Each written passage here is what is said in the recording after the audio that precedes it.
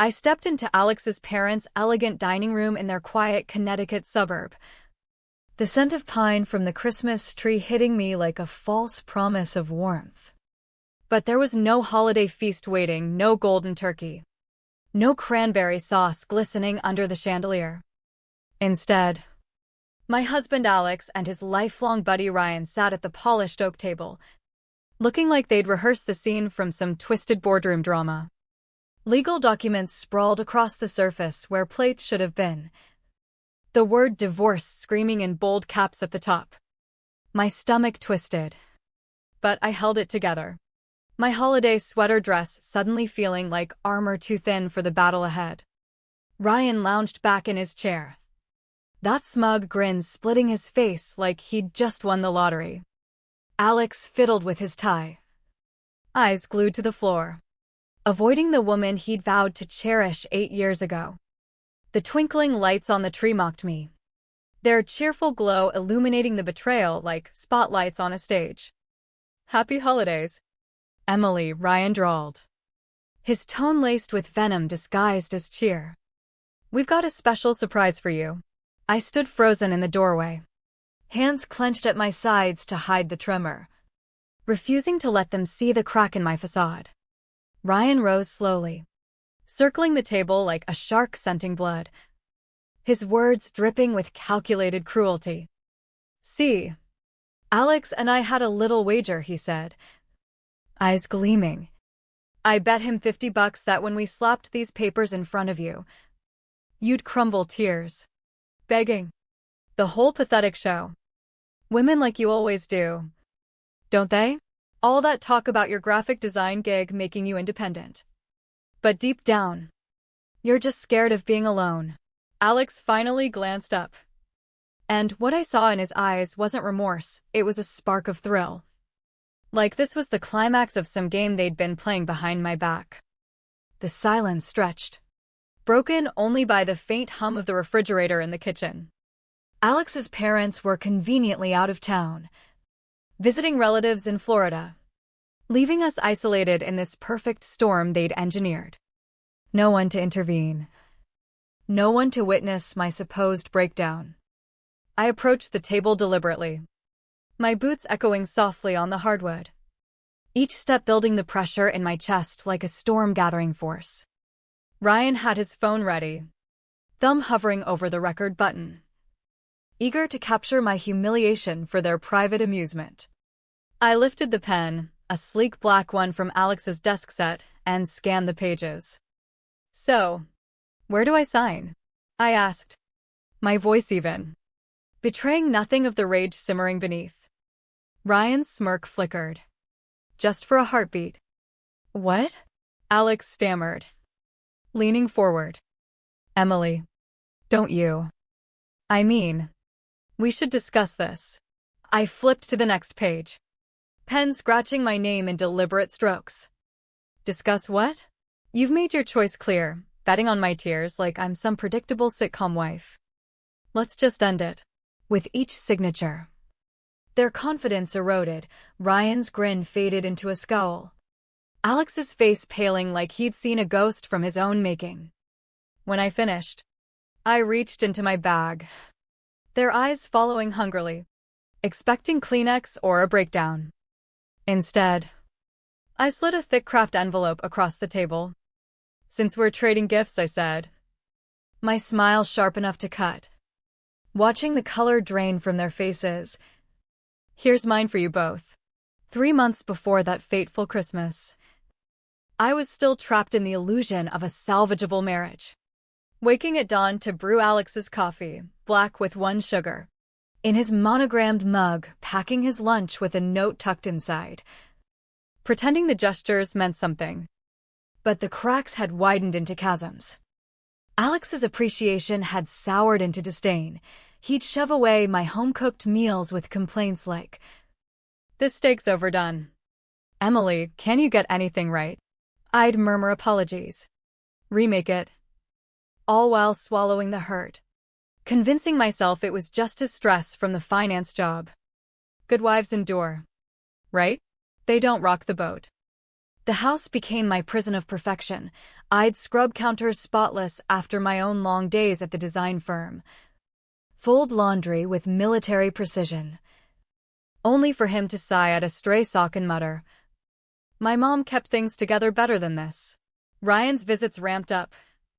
The two of them huddled in the den with beers, voices dropping to whispers when I entered. Their shared glances followed by stifled laughs that sliced deeper each time. "Hey, N," Ryan would bark from the couch. "Grab us some more brews and those pretzels." Yeah, I wasn't their maid, but I'd comply, biting back retorts to keep the peace. Alex never defended me, never corrected his friend instead. He'd join in the subtle digs, explaining basic things like I was dim-witted. "Emily, when you shop, check the labels. Last time you bought expired yogurt. It was fresh, I knew it." But arguing led nowhere but more condescension, more isolation. Then came the night that shattered the facade. Alex passed out on the recliner after a boozy evening with Ryan, his phone buzzing incessantly. I reached to silence it, but Ryan's name flashed, and curiosity, mixed with dread, won. The texts were a gut punch. "Your wife's such a doormat. Man, embarrassing how she bends over backward." Alex's reply, "Yeah, she's clueless. I'm checked out. Fun watching her scramble. Though. Divorce her soon, put the poor thing out of it." More followed, mockery of my designs, my looks, my desperate efforts to please. They plotted my downfall like it was sport, betting I'd never wise up. I replaced the phone, climbed the stairs in silence, and lay awake, the betrayal festering into a quiet resolve. No confrontation yet. Instead, a plan took root, fueled by the pain they'd inflicted. The following Monday, heart-pounding, I dialed a private investigator from a park bench during lunch.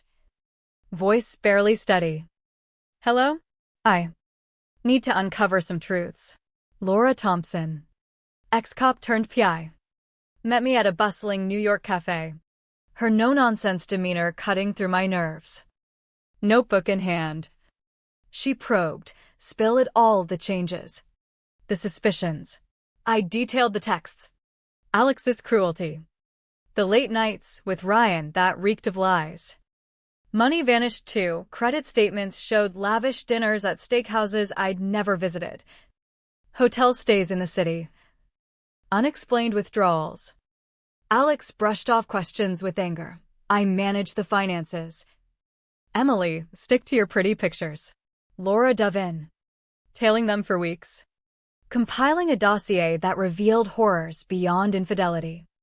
Alex and Ryan ran a con, preying on seniors at community centers and diners, peddling phony real estate investments with slick brochures and dummy websites Ryan coded.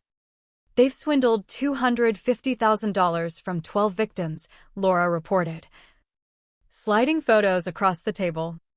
Retirees, widows, folks who can't recover. Worse, Alex plotted to flee post-divorce, siphoning our savings into hidden accounts, even eyeing my inherited jewelry from Grandma. Emails showed him painting me as unhinged to discredit any accusations. He's setting you up as the crazy ex, Laura said. So when he bolts to Costa Rica with the loot, you're left broke and disbelieved. The revelation hit like ice water. The man I'd built a life with was a thief, a manipulator. His betrayal not just personal but predatory. But amid the nausea, a fire ignited. If he wanted to strip me bare, I'd ensure he lost everything first. While Alex dismissed my graphic design role as a hobby, I'd been quietly forging an empire. It began 5 months prior when my sister Sophia, a sharp attorney, pushed me during our weekend brunches. You're talented. Why slave for a firm? Launch your own agency. I hesitated. Alex controlled the purse strings, but Sophia insisted, keep it under wraps, start lean. She connected me with Jordan Patel, a software engineer seeking branding help for his app development firm. We met at a co-working space, he was earnest. Collaborative, worlds from Alex's belittling. I'm tech-savvy but clueless on selling it, he admitted. I crafted his brand overhaul, logos, website revamp, social campaigns. Clients flooded in, within months. His revenue doubled. Grateful. Jordan proposed partnership, equal split. Patel Hayes Creative Tech. Alex's years of erosion, you're not cut out for big leagues, nearly made me decline. But I seized it. We bootstrapped with $4,000 I'd squirreled from freelance gigs. Me handling design and strategy. Him the coding. Sophia drafted ironclad contracts. Growth exploded, from 15 clients to 60. Specializing in digital makeovers for startups. Your vision's gold, Jordan praised during strategy sessions. Valuing me in ways Alex never had. By Laura's investigation. Our valuation hit $1.8 million. My stake secure in separate accounts. Plus, digging into assets with Sophia revealed the house, bought in my name due to Alex's old debts, was mine outright. We quietly shifted cars. Half the savings, legal protections. Not theft. Alex, oblivious, thought me the dutiful wife. I was the architect of his undoing. 2 weeks pre-Christmas. Eavesdropping on Alex's call to Ryan from behind his study door sealed my fury. Christmas is genius. She's obsessed with the holidays. Planning this elaborate spread. Ryan chuckled. Cruel. Man, love it. Bet she'll ball in minutes. They detailed the ambush, empty house. Papers as gift, recording my pathetic pleas for laughs at their golf buddies. She's blind to it all, Alex sneered. Still playing perfect homemaker. I seethed. Then phoned Laura. They're striking Christmas Day, humiliate and record me. Let them, she countered. We'll flip it. She linked me with Ethan Brooks. A reporter hungry for elder scam exposés. Get admissions on tape, he urged. I wired up, button cam on my dress. Audio recorder hidden. Sophia prepped counter-divorce papers claiming all assets, citing his fraud. I played along gift spot. Tree trimmed. Carols sung, masking the storm within. Christmas Eve. Beside the betrayer in bed. Anticipation thrummed, tomorrow. Their trap would spring mine. Back at the table. Alex's trembling fingers tore the envelope. Spilling photos, them schmoozing seniors. Cashing checks. Toasting with ill-gotten gains. How he choked. Keep digging, I urged. Voice steel. Bank trails. Forged docs. Incriminating texts followed, Laura's masterpiece. Ryan snatched them. This is bullshit fakes. I revealed the recording, their bet. Misogynistic jabs. All captured. FBI's eyeing your elder fraud ring, federal time awaits. Then my papers. These void yours. House? Mine. Assets? Mine. Your crimes seal it. Alex begged, we can fix this, therapy. Anything. Too late. While you schemed, I built a $1.8 million firm. I'm free. Silence descended. Their empire crumbled as I walked out. Dialing authorities. Merry Christmas. Enjoy the cuffs. 6 months on. My sunlit home office in a leafy Boston suburb overlooked a blooming garden I'd nurtured alone. Birds chirped, peace reigned. Sophia texted, news alert. Alex's mugshot headlined, financier gets 6 years for senior scam. Ryan drew 8 as ringleader. Victims tallied 18. Losses $400,000. Trial testimonies, widows' tears over vanished nest eggs, exposed their callousness. Alex's blame-shifting failed against my evidence. Divorce granted me all. He got debts. Disgrace. Patel Hayes thrived, 90 clients. Team of 12. New HQ. Jordan and I dated now, he cherished my mind. Our equality a bomb after Alex's toxicity. The old house sold, Proceeds funded this sanctuary, plus a restitution fund for victims. Reflecting on that Christmas, I saw the gift in their betrayal. It unearthed my strength. No longer diminished. I was unbreakable, thriving on terms I'd forged from the ashes of their deceit.